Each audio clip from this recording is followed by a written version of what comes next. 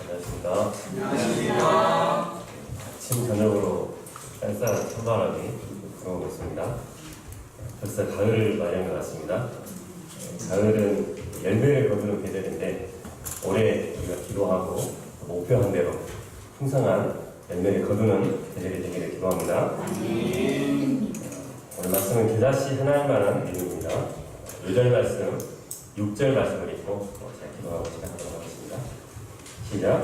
주께서 이제 너희에게 겨자씨 하나님만한 믿음이 있었다면 이 뽕나무보다 뿌리가 뽑혀 바다의 심리와 맺을 것이요 그것이 너희에게 순종하였으리라.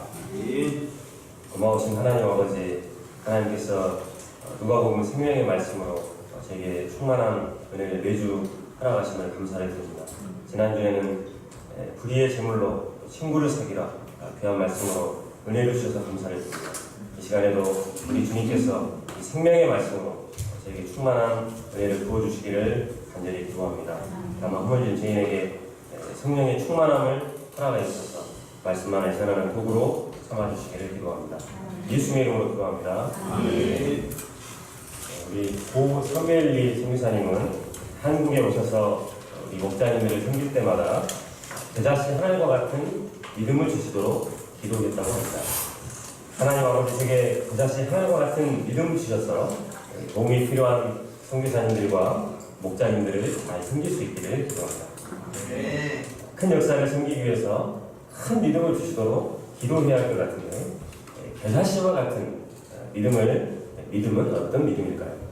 오늘 말씀은 실제적인 문제들 가운데 예수님이 제자들이 가져야 할 기본적인 자세에 대해 말해주고 있습니다.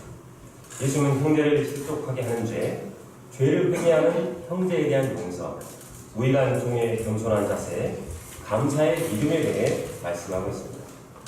제자들이 가져야 할 기본적인 자세라고 했지만 실제 생활에서 실천하기가 어려운 것들입니다. 오늘 말씀을 살펴보면 자기의 힘과 능력으로 제자의 삶을 사는 것이 아니라 주님께 살아있는 믿음을 구하고 겨자씨 하늘과 같이 작지만 생명력 있는 믿음으로 예수님께 인정받는 제자의 삶을 살고자 결단하는 시간이 되기를 기도합니다. 첫째, 실족과 용서에 대한 도움. 1절을 다 함께 읽어보겠습니다. 시작. 예수께서 제자에게 이르시되 실족하게 하는 것이 없을 수는 없으나 그렇게 하는 자에게는 바로다. 이 말씀은 예수님이 제자들에게 하신 말씀입니다. 실족하게 하다는 단어는 헬라어 스캔달라인데 영어의 스캔들이 여기에서 유래했습니다. 의도하지 않더라도 이 말은 cause people to sin, 즉 다른 사람이 죄를 범하도록 원인 제공을 하는 것입니다. 의도하지 않더라도 나의 말과 행동이 다른 사람에게 상처를 주고 또 공동체를 떠나게 하는 일이 있을 수 있습니다. 이는 사람이 모인 공동체라면 어디든 있는 일입니다. 실족의 원인을 제공하지 않고 완전한 삶을 살 수 있다면 얼마나 좋겠습니까? 그러나 그렇지 못한 것이 인간의 한계요 연약함입니다. 그런데 연약하다고 해서 또 어쩔 수 없다고 이것이 죄가 아닌 것은 아닙니다. 예수님은 이것이 저주를 받을 만한 일, 즉 화로다라고 말씀하셨습니다. 2절 보십시오. 연자 맷돌은 소나 마귀 등 가축으로 돌리는 커다란 맷돌입니다. 이것은 당시 주변에서 볼 수 있는 가장 무거운 것 중 하나입니다. 이 연자 맷돌이 목에 달려 바다에 던져지면 제 아무리 수영을 잘하는 물개라 할지라도 죽을 수밖에 없습니다. 제자 공동체에서 작은 자는 믿음이 작은 자 혹은 별로 주목받지 못하는 연약한 자들이라고 할 수 있습니다. 이런 작은 자라도 실족하게 하는 것은 아주 큰 죄입니다. 예수님이 이 말씀을 하시는 이유가 무엇입니까? 3절 상관절을 다 함께 읽어보겠습니다. 너희는 조심하라. 시작. 너희는 스스로 조심하라. 우리는 서로에게 실족의 원인을 제공하지 않도록 스스로 조심해야 합니다. 연자맷돌이 달려 바다에 던져지는 것을 생각할 때 그냥 조심하는 정도가 아니라 필사적으로 노력을 기울여야 합니다. 구체적으로 말과 행동에 있어서 다른 사람이 실족하지 않도록 조심해서 해야 합니다. 어느 때 실족하게 됩니까? 먼저 하나님 나라와 의를 구하라 이렇게 말씀을 가르치면서 정작 목자 자신이 세상의 유익만 쏙쏙 골라 취한다면 말씀을 배우는 사람이 헷갈리고 시험에 들 수 있습니다. 또 목자가 말씀과 다르게 이기적인 모습으로 살거나 도덕적인 큰 죄를 지었을 경우에도 양들이 신앙생활에 회의를 갖고 예수님을 떠날 수가 있습니다. 자신이 믿음과 자유가 있다고 해서 또 믿음에 연약한 자들을 고려하지 않을 때 걸려 넘어지게 할 수 있습니다. 바울은 고린도전서 8장 9절에서 이렇게 말했습니다. 그러니 너희의 자유가 믿음이 약한 자들에게 걸려 넘어지게 하는 것이 되지 않도록 조심하라. 그리하여 우리 중 작은 자 하나라도 주님을 따르는 제자의 길에서 떨어지지 않게 되기를 기도합니다. 우리가 작은 자 한 사람이라도 실족하게 하는 죄가 얼마나 큰 것인가를 기억하고 말과 행동을 항상 조심할 수 있기를 기도합니다. 그래 칠부 공동체 안에서 주님을 따르는 제자의 길에서 한 사람이라도 실족하는 일이 일어나지 않기를 기도합니다. 실족해 하는 죄의 중함을 말씀하신 예수님은 이번에는 반대의 입장에 대해 말씀하십니다. 3절을 다 함께 읽어보겠습니다. 시작. 너희는 스스로 조심하라. 만일 내 형제가 죄를 범하거든 경고하고 회개하거든 용서하라. 여기서 내 형제가 죄를 범하거든 이란 말은 4절을 참고할 때 특히 형제가 나에게 죄를 범하는 경우를 말합니다. 형제가 나에게 손해를 끼치고 나를 힘들게 하고 내게 잘못을 하여 죄를 범하면 이로 인해 내가 막 못 견디고 실족할 지경에까지 이를 수도 있습니다. 예수님은 이런 경우 어떻게 하라고 하십니까? 먼저는 경고하라고 하십니다. 경고하라는 말은 영어로는 리부크, 즉 꾸짖다는 뜻인데 원어의 이 단어는 예수님이 귀신을 쫓아내실 때 사용된 단어입니다. 이는 강하고 분명하게 경고해서 죄를 지적하고 잘못을 뉘우쳐 회개하도록 도우라는 말씀입니다. 그러나 실제로 이 말씀에 순종하고자 할 때 주저하게 됩니다. 분명하게 경고할 때 그 말을 어떻게 받아들일까? 또 형제와 관계성이 파괴되지는 않을까 하는 생각이 듭니다. 이런 생각 때문에 죄를 범한 형제를 그냥 두는 경우가 있습니다. 하지만 이것은 그 형제를 죄악에 내버려 두는 것과 같습니다. 분명하게 경고하지 않으면 죄 가운데 망하게 됩니다. 이때 분명한 경고를 하되 정죄와 비난의 목적으로 행하지 않도록 주의해야 합니다. 경고함의 목적은 관계의 회복이 되어야 합니다. 주님과의 관계가 회복이 되고 나와의 관계가 회복되는 것을 목적으로 경고해야 합니다. 이것이 그 형제도 살고 나도 사는 길입니다. 잠언 27장 6절은 말씀하고 있습니다. 친구의 아픈 책망은 충직으로 말미암는 것이니 원수의 잦은 입맞춤은 거짓에서 난 것입니다.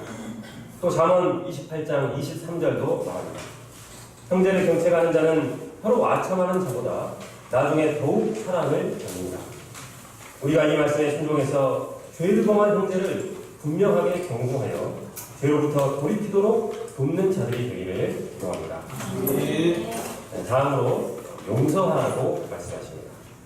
그런데 예수님은 회개하거든이라고 단서를 붙이셨습니다. 이는 앞서 경고를 잘 받아들이고 회개하면 용서하라고 하신 것입니다. 용서는 형제의 약함과 허물을 받아들이는 것입니다. 그런데 회개하면 용서하라 하신 말씀을 보면 먼저 형제가 회개할 때 용서해주고 회개하지 않으면 용서하지 말라는 말씀처럼 들립니다. 만일 그렇다면 제자의 기도에서 가르쳐주신 용서나 예수님이 십자가에서 하신 용서의 기도와는 다른 것처럼 여겨집니다. 우리는 회개하면 용서하고 회개하지 않는 자는 용서하지 말아야 할까요? 그렇지 않습니다. 용서는 상대방의 회개 여부와 관계없이 먼저 해야 합니다. 그러면 회개하면 용서하라 하신 이 말씀은 무슨 뜻입니까?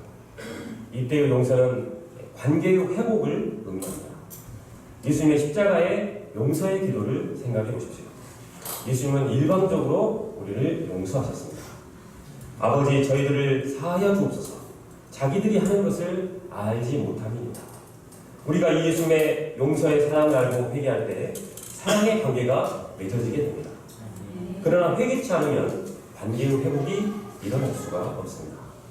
여기서 회개하면 용서하라 하신 것은 이처럼 진정으로 회개한 사람과 사랑의 관계성이 회복되는 용서의 완성이라고 할 수 있습니다. 그러면 어느 정도까지 용서해야 하는 것입니까? 4절을 다 함께 읽어보겠습니다.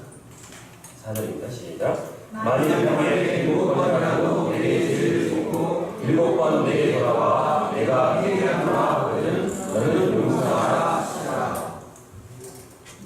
하루에 7번 죄를 짓고 또 7번 회개한다는 것은 매우 극단적인 예입니다. 우리는 죄를 지은 사람이 한 번 회개한다 할 때에도 의심의 눈초리로 보게 됩니다. 딱 한 번 용서하는 것도 쉬운 일은 아닙니다. 저는 과거 교회 안에 한 사람의 죄악을 인해 기도할 때가 있었습니다. 그런데 그가 회개하지 않아서 그렇지 진짜로 회개한다고 했으면 그를 다시 영접하기가 쉽지 않았을 것 같습니다. 회개하노라 하거든 용서하라고 하셨지만 용서하고 아무 일 없었다는 듯이 다시 이전의 관계를 회복할 수가 없을 것 같았습니다. 한 번 용서하는 것도 힘든데 어떻게 하루에 7번 용서할 수 있단 말입니다. 시인 알렉산더 포프는 이렇게 말했습니다. 용서는 신의 영이다. 이 말은 지난주 용서의 힘 강의에 삽입된 내용입니다. 감사하게도 말씀을 섬기기에 앞서서 용서의 힘 강의를 통해서 용서에 대해서 깊이 배우게 하시면 감사합니다. 제가 이 예수님의 용서의 사랑을 덧입고 형제 한 사람을 용서하고 사랑으로 섬길 수 있기를 기도합니다. 둘째, 겨자씨 하나만한 믿음. 형제를 실족해 하지 않고 내게 죄 지은 형제를 몇 번이고 용서하라 하신 예수님의 말씀을 듣고 제자들의 반응이 어떠했습니까? 5절을 다 함께 읽어보겠습니다. 시작. 사도들이 주께 여짜오되 우리에게 믿음을 더하소서 하니.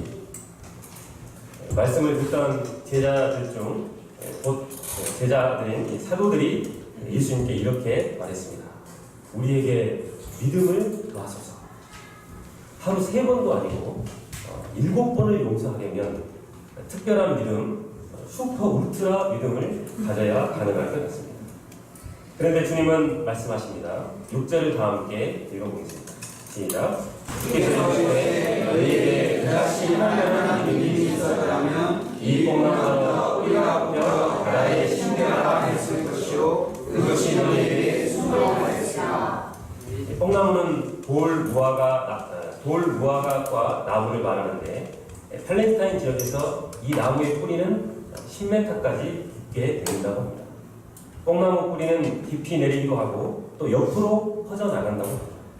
다른 주변의 나무의 뿌리와도 얽히고 설켜 있습니다. 이는 사람의 감정을 상징하고 있습니다. 한번 미운 털이 뿌리 뽑히면 뽑아내기가 어렵습니다. 인간 자체가 수준 미달이야. 나를 물로 보는 것이 확실해. 용서하면 나만 손해다. 수많은 감정들이 얽혀 있어서 이 뽕나무를 뽑는 것처럼 어렵습니다. 머리에서는 용서하라고 하는데도 마음에서는 전혀 다른 소리를 따라갑니다. 그런데 예수님은 겨자씨 하나만한 믿음만 있어도 해결할 수 있다고 하십니다. 예수님 동네의 겨자씨는 왕 겨자씨잖아요. 어찌 눈꽃만한 믿음으로 이것이 가능하다고 합니다. 겨자씨 하나 정도의 믿음은 누구나 마음만 먹으면 가질 수 있는 믿음의 크기입니다. 여기서 우리는 두 가지를 생각해 볼 수 있습니다. 첫째로 예수님의 십자가 사랑과 용서의 능력에 대한 믿음입니다. 하나님께서는 우리 각자의 죄를 끝까지 인내하시며 감당하셨습니다. 결국은 자신의 외아들 그리스도를 이 세상에 보내셔서 십자가에서 우리 대신 형벌을 받도록 하셨습니다. 자신의 아들 예수님으로 하여금 인류가 당할 수 있는 최고로 고통스럽고 잔인한 형벌을 받으며 지옥 고통 가운데 생명을 내려놓도록 하셨습니다. 우리 각자가 범한 죄의 무게는 황금 1만 달란트에 이른다고 하셨습니다. 이것은 황금 30톤으로 현재 화폐 가치로는 7조 원에 해당되는 금액입니다. 예수님께서 이와 같이 방대하고 짊어질 수조차 없는 우리 각자의 죄값을 기꺼이 짊어지셨습니다. 거기에 그치지 않으시고 십자가 형벌을 받으시면서도 아버지 저희를 사하여 주옵소서 자기 하는 일을 알지 못함이니이다 하며 우리를 위해 기도하셨습니다. 예수님은 이렇게 십자가 형벌을 통해 이루신 공로를 우리에게 값없는 은혜로 전가해 주셨습니다. 우리는 아무런 공로 없이 예수님의 공로를 전가받아서 하나님 앞에 의롭게 되었고 하나님의 자녀로 거듭나게 되었습니다. 예수님께서 말씀하신 겨자씨만한 믿음은 바로 예수 그리스도의 십자가 사랑과 용서를 믿는 믿음입니다. 그리스도의 십자가 죽음을 통해서 나의 죄도 사해졌고 형제 자매들의 죄도 흰눈처럼 사해진 것을 믿는 믿음입니다. 이 믿음을 가지고 구원의 은혜 가운데 거하는 자라면 아무리 크고 반복되는 형제의 죄라도 넉넉히 용서할 수 있고 사랑할 수 있다고 말씀하신 것입니다. 우리가 형제의 실수와 허물을 용납하지 못하고 형제를 용서하지 못하는 것은 바로 이 십자가의 믿음을 잊어버렸기 때문입니다. 둘째로 믿음의 활용입니다. 예수님의 말씀을 잘 살펴보면 믿음의 특징을 알 수가 있습니다. 믿음이 있으면 저절로 되어지는 것이 아닙니다. 이 믿음을 활용해야 합니다. 내가 갖고 있는 믿음의 크기가 얼마만한가의 문제가 아니라 그 믿음으로 얼마나 도전하느냐의 문제입니다. 그 믿음으로 구체적으로 어떤 삶을 사느냐의 문제입니다. 제자들은 믿음은 있지만 시도하려고조차 하지 않았습니다. 믿음이 작다는 것을 핑계로 용서하려고 하지 않았습니다. 예수님은 이런 제자들을 꾸짖으셨습니다. 우리는 종종 더 큰 믿음이 있으면 좋겠다고 생각할 때가 있습니다. 그런데 더 큰 믿음보다 중요한 것은 지금 내게 있는 믿음을 활용하는 것입니다. 믿음의 크기는 그 믿음을 갖고 얼마나 시도하고 도전하느냐의 크기입니다. 그런데 제자들은 믿음은 있지만 용서하려고도 하지 않고 도전하려고도 하지 않았습니다. 그것은 사실 믿음의 문제가 아니라 그렇게 하기 싫은 마음이 문제인 것입니다. 많은 사람이 하나님을 믿지 못하겠다고 말합니다. 그렇게 말하는 사람들 중에는 정말 믿고자 하는데 잘 믿어지지 않아서 답답해하는 분도 있습니다. 그런데 사실 대부분은 믿으려고 하지 않는 마음이 있는 경우가 많습니다. 믿고 싶지 않은 마음이 더 강하기 때문에 믿지 않는 것입니다. 또 믿음이 있다고 하는 사람들조차도 그 믿음으로 도전하거나 또 누구를 용서하거나 돕는 일을 하려고 하지 않습니다. 그것도 믿음의 문제가 아니라 그렇게 하고 싶지 않은 마음이 문제입니다. 우리가 신앙 문제라고 생각하는 많은 것들이 사실은 신앙 문제가 아니라 내 취향과 내 의지, 내 방향, 내 중심대로 살고 싶은 내 욕심이 문제인 것입니다. 우리는 이런 자신을 회개하고 예수님의 말씀대로 하루에 7번이라도 회개한 형제를 용서해야 하는 것입니다. 그것이 힘들지라도 그렇게 하고자 할 때 우리의 믿음은 자라고 또 뽕나무처럼 깊이 박혀있는 내 욕심, 내 이기심, 내 취향, 또 내 마음의 분노들의 뿌리가 뽑히고 하나님의 풍성한 용서의 사랑을 체험할 수가 있습니다. 우리가 가진 작은 믿음으로 적극적으로 용서하고 사랑하고 섬기는 삶을 살 수 있기를 기도합니다. 셋째, 무의간 종의 겸손한 자세. 7절에서 10절까지 말씀은 무의간 종의 자세를 말씀하고 있습니다. 오늘날은 주종 관계가 사라지고 주인들은 오히려 갑질하는 것을 조심해야 합니다. 그러나 그 당시 주인은 슈퍼 울트라 갑질을 하던 시기였습니다. 당시 종들은 주로 밭을 갈거나 양을 치는 일을 했던 것 같습니다. 그런데 종이 밖에서 이런 힘든 일을 하고 돌아왔다고 해서 그를 맞아 앉아 먹으라고 말하는 주인은 없습니다. 오히려 주인은 종에게 내 먹을 것을 준비하고 띠를 띠고 옆에 서서 내가 먹고 마시는 동안에 수종 들라고 말합니다. 또 이렇게 다 하였다고 해서 주인이 종에게 수고하였구나, 참 고맙다라고 말하지 않습니다. 예수님은 제자들도 이와 같아야 한다고 말씀하십니다. 10절을 다 함께 읽어보겠습니다. 시작. 이와 같이 너희도 명령하는 것을 다 행하되 우리는 우리가 종이라 우리가 해야 할 일을 한 것뿐이라 했습니다. 우리는 하나님의 존귀한 자녀임과 동시에 하나님을 주님으로 섬기는 자들입니다. 예수님은 종이 해야 할 두 가지 자세를 말씀하고 계십니다. 첫째는 명령받은 것을 다 행하는 것입니다. 종은 주인이 명한 대로 실행하는 존재입니다. 할 수 있는 것은 하고 하기 싫은 것은 정중히 거절할 수가 없습니다. 어떤 말씀은 행하고 어떤 말씀은 거부할 수가 없습니다. 종으로서 주님의 말씀을 다 행해야 합니다. 형제를 실족해 하지 않고 내게 잘못한 형제를 경고하고 용서하는 말씀이 어렵지만 다 행해야 합니다. 이렇게 다 하고 난 후에는 무엇을 해야 합니까? 두 번째 종이 가져야 할 자세는 겸손입니다. 즉 무의간 종의 자세를 가져야 합니다. 예수님이 말씀하신 대로 형제가 죄를 지었는데 마음에 일어나는 분노와 미운 감정을 겨자씨의 믿음으로 뿌리를 뽑고 형제를 용서했습니다. 이때 말씀대로 모두 다 행했다는 자부심과 보상심리가 싹틀 수고 있습니다. 매일 저녁마다 저녁 기도를 감당하고 또 스피릿 쉐어링 데이에 소감도 감당을 하고 예배와 11조도 빠짐없이 감당했다고 해서 자신을 인정해 주기를 바라면 안 되는 것입니다. 가정에서 스스로를 유의간 남편으로 생각하느냐 무의간 남편으로 생각하느냐에 따라 가정의 분위기가 달라지게 됩니다. 어떤 집은 물질을 벌어주는 것은 기본이고 방 청소, 설거지, 또 일을 돌보는 것까지 감당을 해야 됩니다. 그러면서도 자신이 무의간 남편이라고 생각합니다. 목사님들 배우면 알고 있습니다. 이런 집은 사랑과 은혜가 넘쳐납니다. 반면 유의간 남편임은 집에 돌아오면 보상받기를 바라는 마음 때문에 아내를 힘들게 해서 헬 가정을 만들어버리죠. 우리가 주님이 명하신 것을 다 행할 뿐 아니라 모두 감당한 후에도 무의간 종의 자세를 잃지 말아야겠습니다. 적금은 본래 가만히 두어야 복리로 이자가 불어서 만기 때 큰 금액을 하게 됩니다. 그런데 그가 열심히 일한 자신에 대한 보상 심리로 때마다 적금한 것을 야금야금 빼서 사고 싶은 것, 먹고 싶은 것을 먹으면 어떻게 되겠습니까? 만기 때 받을 것이 없습니다. 이와 같이 우리가 이 땅에서 아무리 수고하여도 그것에 대한 사람들의 칭찬과 인정과 박수갈채를 받으면 그것으로 끝입니다. 하나님의 역사는 많이 섬긴 사람들이 앞으로 해야 할 일도 더 많습니다. 아무것도 하지 않는 사람은 앞으로도 큰 일을 맡지 않을 가능성이 높습니다. 많이 헌신하고 많은 일을 하는 사람은 조심해야 합니다. 일을 많이 해놓고 힘들어질 수 있기 때문입니다.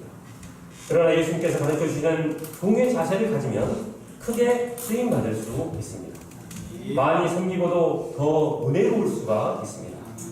우리가 무의간 종의 자세, 겸손한 자세로 내게 명하신 모든 것을 행하는 자들이 되기를 기도합니다. 넷째, 순종과 감사. 11절, 12절을 보시죠. 예수님이 예루살렘으로 가시는 길에 사마리아와 갈릴리 사이를 지나갔습니다. 그러다가 한 마을에 들어가셨는데 그곳에 나병 환자 10명이 예수님을 만나고자 멀리 왔습니다. 당시 율법에 의하면 나병은 부정한 병이었습니다. 그래서 나병 환자는 부정하다고 외치며 사람의 접근을 막아야 했습니다. 또 마을 공동체에서 떨어져 살아야 했습니다. 이들에게 나병 자체로 비참하고 추하고 고통을 주었지만 사람들로부터 떨어져 외롭게 살아야 하는 것으로 인해 더욱 괴로웠습니다. 이런 이들이 뼈에 사무치도록 바라는 한 가지는 나병이 완전히 나아서 제사장에게 몸을 보이고 확인을 받고 다시 따뜻한 가족과 마을 공동체의 품으로 돌아가는 것이었습니다. 그러나 당시 유대인들은 죽은 자가 살아나는 것보다 나병이 낫는 것이 더 어렵다고 여겼습니다. 이들은 예수님에 대한 소문을 들어 예수님이 누구인지를 알았습니다. 10명의 나병 환자들에게 이것은 일생일대의 절호의 기회였습니다. 13절을 다 함께 읽어보겠습니다. 시작. 소리를 높여 이르되 예수 선생님이여 우리를 불쌍히 여기소서. 예수님은 이런 그들에게 무엇이라고 말씀하셨습니까? 14절 말씀을 몸을 보이라까지 함께 읽어보겠습니다. 시작. 보시고 이르시되 가서 제사장들에게 너희 몸을 보이라. 예수님은 아무 치료 행위도 또 고친다는 말도 하지 않으셨어요. 제사장에게 가서 너희 몸을 보이라고 말씀하셨습니다. 이는 이해하기 어려운 말씀입니다. 제사장에게 몸을 돌린 것은 병이 나은 후에 확인을 받는 마지막 단계인데 나병이 그대로인 채 갔다가는 몽둥이 찜질을 당할 것이 분명했습니다. 그러나 10명의 나병 환자들은 주님의 말씀을 믿었습니다. 이 말씀에 치유의 약속이 있음을 믿고 말씀에 믿음으로 반응했습니다. 바로 순종한 것입니다. 14절을 다시 한번 읽어보겠습니다. 시작. 보시고 이르시되 가서 제사장들에게 너희 몸을 보라 하셨더니 그들이 가다가 깨끗함을 받으니라. 이렇게 순종한 결과 이들이 가다가 깨끗함을 받았습니다.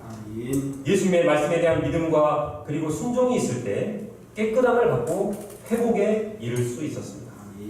그런데 이 말씀을 기록하게 하신 것은 단순히 병 치유를 말씀하고자 하심이 아니었습니다. 말씀의 핵심은 15절 이후에 있습니다. 15절과 16절을 다시 읽어보겠습니다. 시작. 그 중에 한 사람이 자기가 나은 것을 보고 큰 소리로 하나님께 영광을 돌리며 돌아와 예수의 발 아래 엎드려 감사하니 그는 사마리아 사람이라. 순종하여 제사장에게 가던 10명이 모두 깨끗함을 받았습니다. 그런데 그중 한 사람은 자기가 나은 것을 보고 커다란 소리로 하나님께 영광을 돌리며 돌아왔습니다. 그리고 예수님의 발 아래 엎드려 감사했습니다. 이 말씀은 우리가 믿고 순종하여 깨끗함을 받는 것에 그칠 것이 아니라 감사로 하나님께 영광을 돌리는 데까지 나아가야 함을 가르쳐줍니다. 예수님은 가다가 돌아와 감사한 이 한 사람을 보시고 10사람이 다 깨끗함을 받지 아니하였느냐, 그 9은 어디 있느냐 하며 나머지 9을 찾으셨습니다.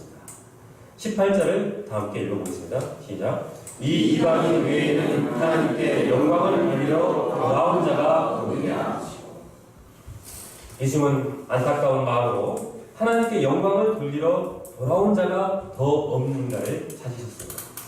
우리는 하나님께 영광을 돌리기 위해서 시험도 보고 또 졸업도 하고 취업도 하고 결혼도 하고 선교사로도 나가고 여러 결단들도 합니다. 그런데 정말 하나님께 영광 돌리는 일이 무엇입니까? 말씀에서 10명의 나병 환자들이 깨끗함을 받은 것으로 하나님께 영광을 돌리지 못했습니다. 하나님께 가장 영광을 돌리는 것은 감사하는 것입니다. 감사는 가장 적극적으로 하나님께 영광을 돌리는 것입니다. 반대로 원망하고 불평하는 것은 하나님의 행하신 것을 능멸하는 일입니다. 예수님은 우리가 감사하기를 바라십니다. 모든 상황에서 감사하기를 바라십니다. 감사를 회복하기를 바라십니다. 예수님을 따르는 우리의 삶에서 주님께 가장 감사했던 때는 언제인가 한번 생각해 보십시오. 여러 순간이 있겠지만 아무 자격 없는 나를 위해서 시커먼 죄덩어리인 나를 고귀하신 주님이 다가와 안아주시고 대신 피 흘려 죽으시기까지 희생하여 살게 하신 은혜를 깨달았던 그때가 가장 감사하던 때가 아닐까요? 반대로 주님께 소원하고 불평하던 때는 언제인가 생각해 보십시오. 나는 자격이 있는데 왜 안 주십니까? 반대로 나는 헌신했는데 왜 이렇게 되었습니까? 이런 마음이 있을 때 아닐까요? 우리가 주님 앞에 아무 자격 없는 죄인임을 깨닫고 인정할 때 모든 상황에서 진정으로 감사할 수가 있습니다. 하나님께 영광 돌리는 삶을 살 수 있습니다. 예수님은 감사함으로 하나님께 영광을 돌린 이 사마리아인에게 말씀하셨습니다. 일어나 가라, 내 믿음이 너를 구원하였느니라. 이는 혈육적 여자에게도 하셨던 말씀으로 이 구원은 단순한 문제의 해결이 아니라 영혼의 구원을 말하고 있습니다. 이 시간 말씀을 통해 우리도 주님께 대한 감사를 회복하고 감사드리는 믿음으로 영혼의 구원을 얻기를 기도합니다. 그래야 하나님께 큰 영광 돌리는 자들이 되기를 간절히 기도합니다. 결론적으로 예수님은 오늘 말씀에서 제자들에게 수준 높은 제자도를 가르치셨습니다. 형제를 축적하지 않도록 조심하며 내게 죄 지은 형제를 경고하고 용서하라고 하십니다. 또 우리간 종의 겸손한 자세를 가지고 감사의 믿음을 말씀하셨습니다. 그런데 이 모든 것을 행하기 위해서는 겨자씨 하나의 믿음이 있어야 합니다. 겨자씨 하나 정도의 믿음은 누구에게나 있을 수 있는 작은 믿음입니다. 그러나 작지만 생명력 있는 믿음, 순수한 믿음이 우리에게 필요합니다. 사라필리에게 이런 겨자씨와 같은 믿음으로 예수님의 제자로 살 수 있기를 기도합니다. 아멘. 5절 말씀으로 6절 말씀을 읽고 기도하고 마치겠습니다. 시작. 주께서 주시되 너희에게 그다시 할 만한 믿음이 있었더라면 이 뽕나무로 뿌리가 뽑혀 나라에 심겨야 하였을 것이요 그것이 너희에게 순종하였으리라. 사랑과 은혜가 충만하신 하나님 아버지, 이 시간 그다시 할 만한 믿음을 가르쳐 주셔서 감사를 드립니다. 가을같이 작지만 생명력 있고 순수한 제자씨 하나의 믿음으로 용서와 사랑이 충만한 가을학기가 될 수 있기를 기도합니다. 감사드리고 예수님의 이름으로 기도합니다. 아멘.